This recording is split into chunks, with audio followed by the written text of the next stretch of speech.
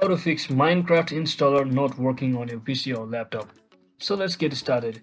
So if you're also facing such issue where your Minecraft installer is not being opened correctly or probably maybe corrupted during the installation, so there might be issue. So first thing what you might want to do is just right click on your Minecraft installer. If you haven't located in on your desktop, you can also try to find it from over search bar and simply click on this open file location. So since I've kept it on my desktop, I will simply do it from over here. So what I'll be doing is just right click on it and just try to click on this troubleshoot compatibility.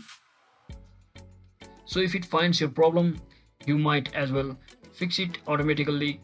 And if that doesn't work for you, then you can simply right click on it again and try to scan with your Microsoft Defender, and it will try to fix if there's any corruption or any viruses problem over there. And if that still doesn't fix, so in that case you might have to reinstall or re-download the installer.exe file itself. So to do that, simply head over to any of your favorite browser and just head over to this website.